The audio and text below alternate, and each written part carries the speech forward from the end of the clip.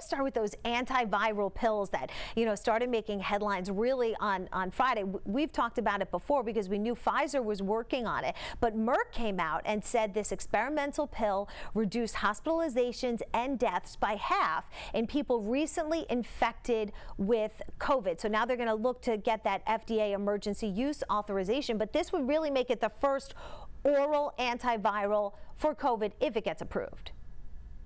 And I have to say, this is big. I know when remdesivir was being studied and there was data, it was, this is a game changer. That was not as much of a game changer, but an oral antiviral, this really looks like it's going to be the start of a real change in the game here. The tough thing about treating COVID is the viral phase. When you've got all that virus, that's the first week.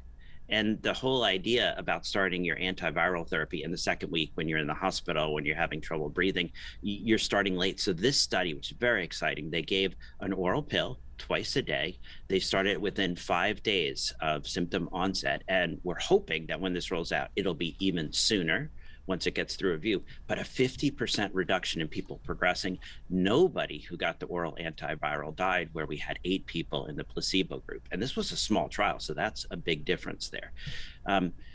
We do have to let this get through the FDA, and this is why we have an FDA. They're going to look at safety, and hopefully sometime later this month, we're going to get some feedback on that. So to give comparison, I personally was thinking Tamiflu, because you know that when you have the flu, if you catch it early, you could try to take that to lessen the severity of it. But how does this differ from Tamiflu?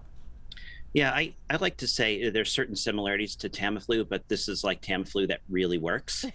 So, people always say, "Oh, I took Tamiflu. I'm not sure." And you probably Tamiflu, you have to get in probably within the first day or two for it to have a significant benefit. It has some benefit, but wow, the data we just saw, 50% reduction in people progressing, getting it within the first 5 days. If you can get that within the first day or two, we would expect even more.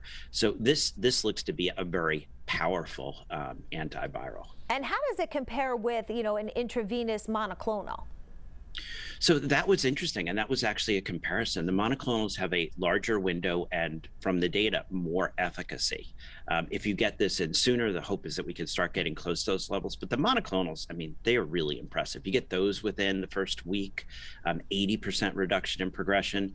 This within the first 5 days, 50% reduction in progression. So it's not quite as impressive if you look at that window. But boy, if you can get this in the first day or two, maybe we're going to start getting to those high levels. Also, it's a pill. This is something we can have at pharmacies across the country, something that you can basically start popping a pill right away. A lot of the problems with our monoclonals is there have been delays. You go to a hospital, you go to an urgent care, you go to an ER, you get diagnosed, they set up the monoclonals, the days start going by. This is something where hopefully when you get that diagnosis, the same day you can get on this therapy.